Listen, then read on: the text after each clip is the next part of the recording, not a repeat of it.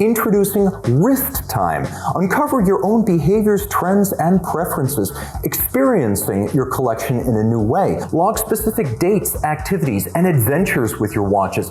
Gain collection insights with your personal wear metrics and discover trends within our global community of 1916 Company collectors, destined to become your newest habit. Download the 1916 Company app and its new features to start tracking today.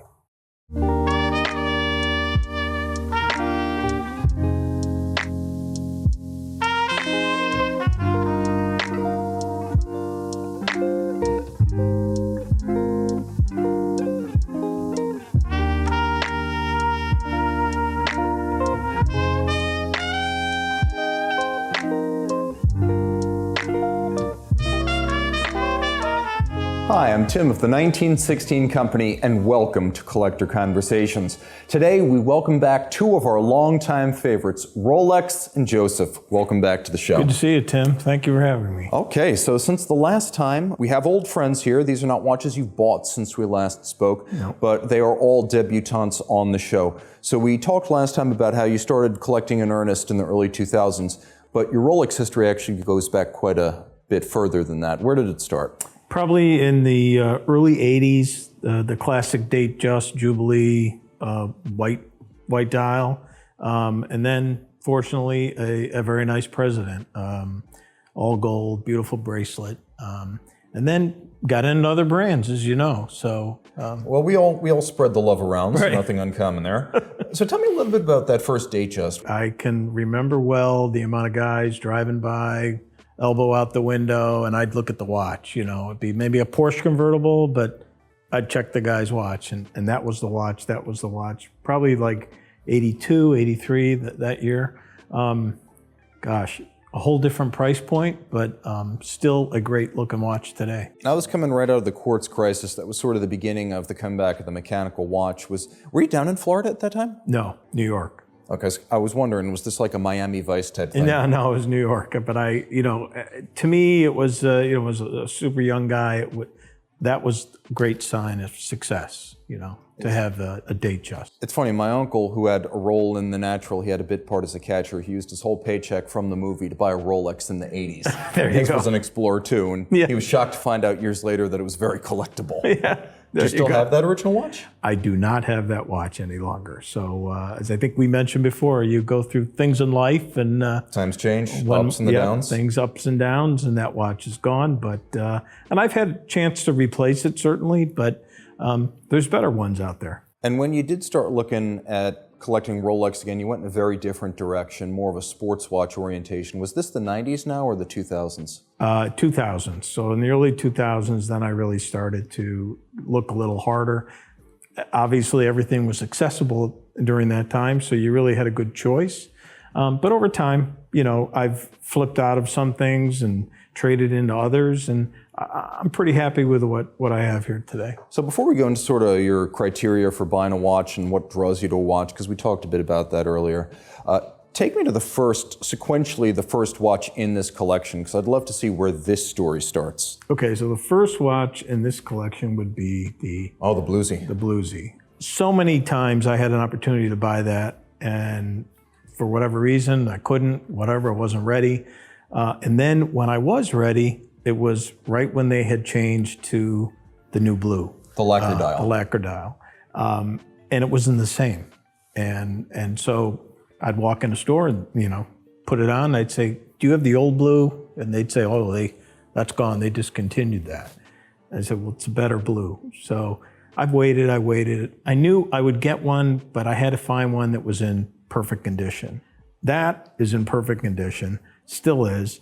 And if you look at it, the hue, the patina is, I think, aging together with the bezel. It is starting to get a little purple, and who wouldn't want a purple dial Rolex, as we said, but please make that happen. Please make that happen.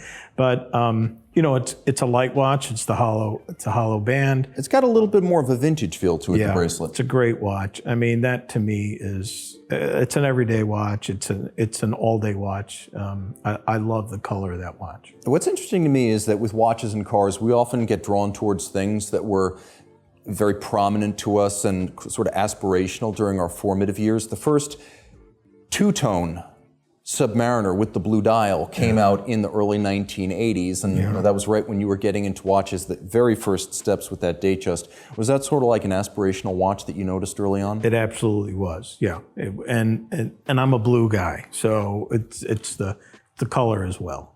And of course, in 2013, even the current model went back to a metallic blue dial, so you were onto something there. Yeah, maybe I was, but I still think that and maybe the Black Explorer are the two, you know, standout sport watches from Rolex. Now, you were in the fashion industry professionally for quite some time, and you're still in the luxury space today. You say that you have a philosophy that draws you to watches. Tell me about some of those criteria, like what you notice, what brings you towards a model. How do you decide between them? A lot of guys, I think, in this world, I love the opportunity to have a choice during the day. So when you wake up, depending on what your day is, depending on what your schedule is, depending on what you're wearing, I like the opportunity to be able to look at my watches and say, I'm going to go with this one, or I'm going to go with this one. Not uncommon if there's something going on in the evening, you change, you put a new outfit on, I get to go choose a new watch. It's something fortunate I have that I can do. And that drives a lot about what you see here, the color, the dials, the metals. That's really how I choose them. So sort of from a whole outfit standpoint, like if I'm going to wear XYZ, I want to have, you know, ABC to pair with Correct. that. Yeah. Have you ever been guilty, and I know I have, of actually like dressing around the watch rather than the other way around? All the time, all the time. My wife will probably tell you that too, but yes. As you know, I don't mind changing straps out. So that would be a big opportunity. I'm on a lot of my other watches that are not on bracelets. I have colorful straps, things that pick up the dial color, things that the stitching that picks up the numerals. That's all part of the whole thing. It's kind of like the belt and shoes. You know, when a guy gets dressed, you match the belt with the shoes as best you can. I incorporate the watch. Speaking of straps, strap swapping's a big thing with watches, but not so much with Rolex, at least in the modern era, because the bracelets are so definitive. Yes. You do have a couple of strap options on the table, one of which is the kind of watch that I would say as often as not is seen on a strap, which would be a very traditional 36 millimeter yellow gold vintage day-date. So tell me the story about here, because this is probably your most striking strap watch on the table. It's a beautiful watch. It's a beautiful strap by our friend Aaron Bespoke, who custom made that ostrich leg and a glazed ostrich leg green. I just think it's a different shade. It picks up the dial differently. And this is a aujourd'hui, this is a French day-date. That came from Paris, and I got it at a very good price, and it was a little bit of a journey getting it into my home, but eventually it showed up, and I'm very happy with it. Okay, it sounds like there's a story behind this watch. What is that story? The story behind the watch is it was part of an auction that had some spectacular watches in it, and I believe this one flew way under the radar. There were some Big Reds, some Paul Newmans, some Journes, and I kept watching this watch and nobody was really bidding on it. I placed a bid and I got it, and then 2 months almost went by, I didn't receive the watch. So I contacted the gentleman from the auction company, and he was very kind. He said, I'll find out where it is. He found out that it had been diverted with a shipper and kind of lost. This was the Ferrari story? The Ferrari shipping company, not just the Ferrari car. Ferrari has my watch, which is what he had first told me, but he said, I'll find it. And then he said to me, and by the way, I'm looking at the invoice. You really stole this watch. And I said, I think I did. That's why I want it. So here it is. You know, just looking at this watch, all of the facets are sharp. The bezel looks unpolished. The dial is tritium and crystal clear. You've got all the indices, the hands unclouded, no obvious contact, a really cool French language calendar. This is an unbelievable watch, and it's not on a lot of radars. Nope, not at all. And now I got to look for the Italian version. That's true. That's That'll true. be the next thing. As you mentioned last time we met, you speak better than tourist Daytona. A little bit better, yeah. So again, a very cool example of how a very neat vintage Rolex is a great opportunity for a collector thinking unconventionally. So now moving back to the core sports watches, you do seem to be very enamored of the sports watch look. Full bracelet, rotating bezel, with one major exception. You've got 2 times cosmograph, and neither one is conventional. I mean, you generally don't see a lot of white gold strap-clad Daytonas with full Arabic dials, and frankly, the two-tone, although often the winner's gift at Daytona, is probably not always the first watch people think of when they think of a Rolex Daytona. So how did you get into a well-known watch in unconventional forms? Okay, so the black dial with the diamond markers was on a list. You're never going to get a call. You're never going to get a call. I got the call. And right before I hung up, he said, "Oh, and by the way, it's got diamond markers." And I like a little flex. I'm not a real flashy, diamondy person. I said, "Oh, okay." So I looked at the watch and I said, "All right, I'll buy it." I went home, said to my wife, "All right, I bought something today, and here's the deal. I'll size it to you because I know you're going to love it." She likes a bigger watch. I said, "But if I ever want to wear it, I get to wear it." She said, "Okay."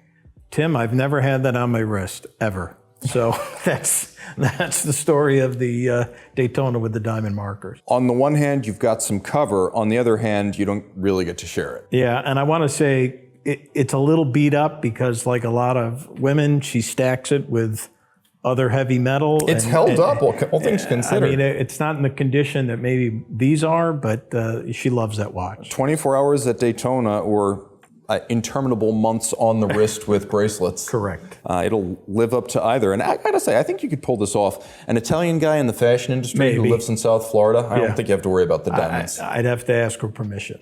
Fair enough. Okay, so this one then is, this is the his and hers, that's hers, this is his. Tell me all about your cosmograph. White, lacquer dial, Arabic numerals, white gold, full strap, a very unusual look. Beautiful watch. I saw it somewhere, probably online somewhere in a magazine. I said, that's the Daytona to get to start with. And so, young gentleman who's a very fine watchmaker, shout out Peter, and I called him up and said, this is the watch. Can you find it? And obviously I know it's going to be 20 years old. He called me back. He said, I found one, but it's in horrible condition. I said, okay, so what do we do? So he said, I got to bust it down. And he videotaped the entire process, had every bit of that watch laid out on his bench, everything polished, everything oiled, everything put back together perfectly. As I'm watching the video, I'm getting a little nervous, put it on the timer, everything's perfect. That's the watch. It's in great condition. Original band, by the way. I do have another strap with red stitching that I use sometime, but that's the original. Red stitch with a red Daytona, that's hot. Yeah, it is just really a great watch. And it's a great story because, you think about a car from 20 years ago, the vast majority of them, they're on their last legs. They're never going to be usable again. They're going to be recycled, and that's the end. With a watch, it is something that can be renewed again and again and again. And you don't need an industrial plant to do it. You just need traditional watchmaking skills. And it's really kind of an eternal product. Like I like to say, you want to recycle a watch, buy it used. Yep. That recycles 100% of the watch. 100%, all of it. I mean, this is a beautiful watch. I think I told you, maybe my next one will be the yellow gold match to that. I love the dial. It's just a great. And you wanted a Daytona on a strap. I wanted a Daytona on a strap. I did. I have enough bracelets. I thought on a strap it'll be a little different. Also, I'm going to say this is probably, even though it is white gold, it's one of the most conservative pieces you've got. Almost everything else has some gems, some colored gold, or a combination of the two. So walk me now through some of these very South Florida pieces you've got. So let's talk right here. Okay, we've got a full gold sub, yellow, black, I guess, Cornish colors. This is the flex of all time, I guess. A t-shirt and jeans with that watch is a wow, and so is a great suit. That's a I call that the beast. You can feel it. Yeah, I can see why. It's a why. heavy duty watch. It's just beautifully styled. I wanted that for a long time, and I had an opportunity, and there it is. It's got a great yellow jacket look to it. Yeah, it's great. And I do like how you view this as sort of an all-arounder. Like, this is something you'd wear formally. This is not just a casual watch. No, you can wear it all the time, but I mean, again, depends on what I have on. But I can tell you, and I see it a lot down in Florida. You see guys in their tennis shoes, and they'll have that watch on them. It's a good-looking watch. Early in your career, you were in New York. You were in real estate, right? And I guess the New York style is more white metals, dark dials, not so much gems. Whereas down in Florida, this is much more kind of the fabric of society. Does where you live have any impact on like the drift of your tastes over time? Not so much. I mean, South Florida, you get a lot of colors and things like that. But as you know, the precious metals were not selling that great 5 years ago. They just weren't. And now everything's red hot. Now everything's red hot. Yeah, it's a great watch. A really cool piece, and interesting to me because you've got sort of two generations of the same idea. Now you've got a beautiful tritium dial 5-digit sub, and then you've got the Beast, and I guess there's room for both of them in the collection. How did this come to be acquired? Was this prior to or after the Beast? This was after the Beast. This was part of the French connection. This was a watch that I love the blue. Once again, it's the old blue, what I call the old blue. That could be my favorite watch of everything that's here because it just fits so well and it goes with everything. But that I bid on and I didn't get it and didn't think much of it until I got an email about a week later that said the original bidder fell through. Do you want the watch? I said, absolutely. So that's how I ended up with that one. That was very cool. So you kind of thought that you lost the opportunity and it came around again. Came around again. You don't see a lot of them, particularly in that condition with that color. Now, what I really like here is that, lug to lug, you still have a lot of metal. They're still symmetrical. There's evidence of some of the original factory bevels. There's no spring bar sticking out of the strap tool hole. It's in really good shape. Yeah. And the dial's antiseptic. Yeah, it's a very, very pretty blue, obviously. Do you vary the use case? Because these are two watches that are the same watch over different generations. Do you wear them interchangeably, or are there some things that are more likely to pair with one than the other? Yeah, honestly, the black watch, I've probably had it 3-4 years. I've really only worn it about 5 times. Is it like one of those things where you're like, oh, full gold, full bracelet, sometimes I'm a little nervous? It's a little much. Yeah, depends on where I'm going. This I've worn a lot. It fits under the cuff a little bit better. It's a little bit slimmer. So it's nice to have the choice. It is kind of interesting to see how luxury mellows over time. Like if you were to go out in, I don't know, some Cadillac in 1959 with tail fins as high as the sky, they would have said like, oh, pomp and circumstance, who's coming to town? Right. Today, you take that car out on the road and people give you thumbs up, they wave to you. Absolutely. 1959's, high luxury is now today's sort of like covert cool. Right. And so vintage watches, they have a way of being opulent, but with excellent manners, whereas this is more of a flex. Yeah, it's a total flex watch, the black one. Yep. So this is like your modern Cadillac Blackwing, and this is like your 1959 Cadillac vintage. It's very cool. Interesting way of looking at it. Okay, going back to the future now, it does seem that at some point you decided to revisit the Datejust because that was your first Rolex back in the 80s, but now you've sort of gotten back into the life, so to speak, with these two. Tell me how your two Datejust models came about, because you got big and smaller and two very different dials. Same kind of story here as the Diamond Daytona. This watch, walked into a store one night before dinner traveling. Where were you? NAD Tampa, of all places. And, can I help you? And I said, you could help me if you had something to sell me. And the saleswoman said, wait about a minute. She was looking at another customer who was looking at that watch. And they ended up not buying it, leaving. She brought it over to me. It's a 41.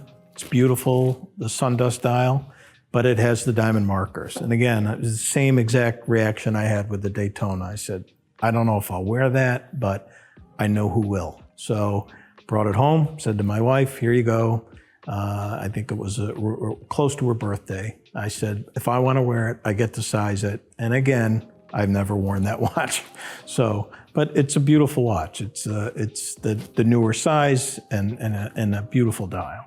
So this watch isn't typically in your rotation, but it's Not at all. definitely in a rotation. Yes, she rotates between that, the Daytona, and another watch that she has, and then this Datejust was for a special occasion. Okay, so you need to tell me about that. So this is a little bit of an impulse purchase, a little bit of a his and hers, and like the two-tone Daytona, it's sort of been adopted. Yes. Or kidnapped, depending on how you want to describe that. Completely, yes.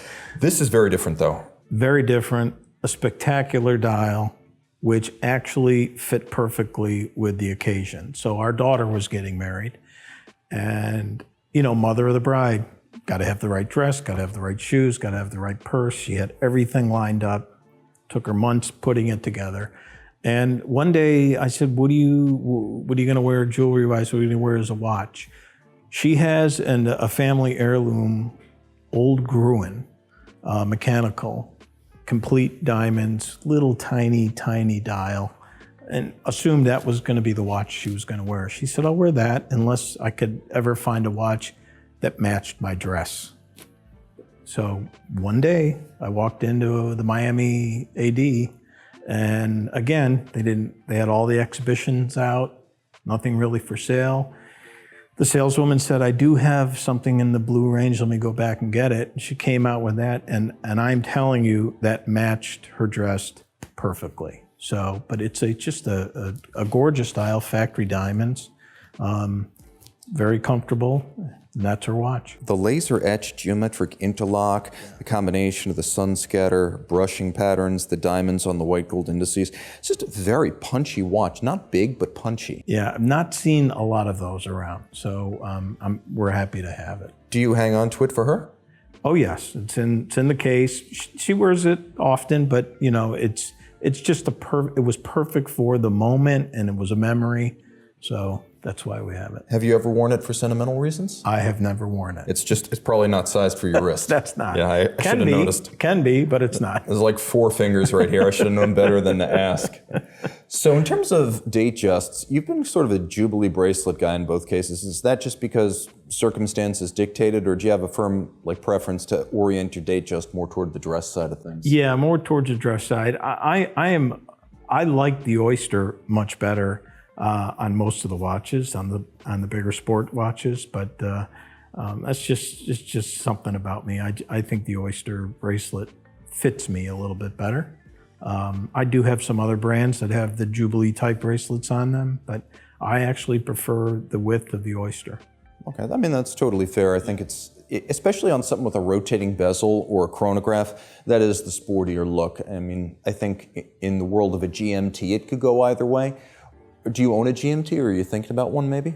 I own a GMT, non-Rolex GMT, but you own a watch that is a GMT, but not a GMT Master. Not a GMT Master, no. A black GMT Master or an old GMT, the old root beer kind of color GMT would be something I'd be interested in. But again, I'd like that on a suede strap or some kind of different look to it.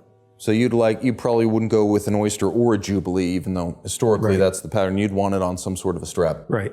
Make it look a little older. Gold or steel? Gold.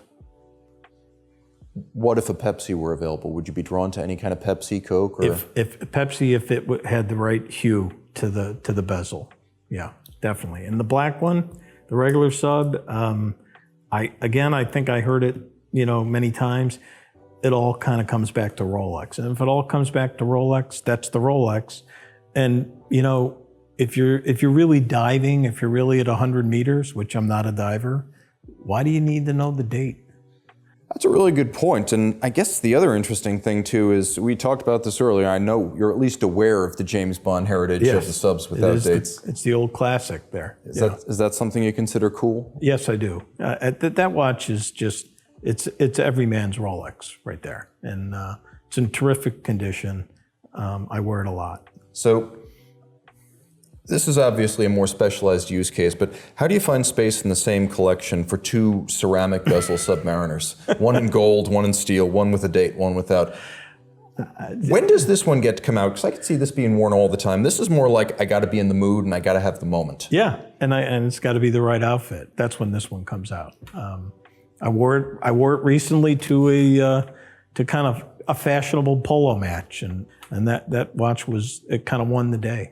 You know, it's kind of interesting the prestige that the Rolex brand has, because like we said, this is a watch that comes from sort of maybe a blue collar origin, diving, utilitarian, professions underwater, and I think nothing speaks to that more than, frankly, the steel no date. The steel no date is the way to go. So I'd say if Rolex is the world's best known watch brand, this is probably the world's best known individual watch. How do you feel about the clasp adjustment system? Because, you know, previously maybe it wasn't quite as sophisticated with the divots and you got to move the spring bar. Not at all. But once you've got the glide lock system, you just start adjusting for fun. It's amazing because in Florida, it's hot, and your wrist does vary during the day depending on what you're doing, and it's great to have that option. Are there any like Grail-level watches? Like, you know, if I were going to sell the house and put it into a watch, what would that be? I mean, Rolex, you know, obviously big crown subs, pre-war chronographs. There's a lot of crazy stuff out there, but what's living the in fantasy Florida? Rolex? I will tell you that I would sell everything for the beach collection. Ooh, the Daytona beaches. Yes, in all the 4 colors, I think it is. I would do everything for the 4 beaches. I think beautiful. And yeah, so you had the pink, you had the green, you had the blue, you had the yellow. Yes. You had lizard straps of all things, white gold cases. Straps. Yeah.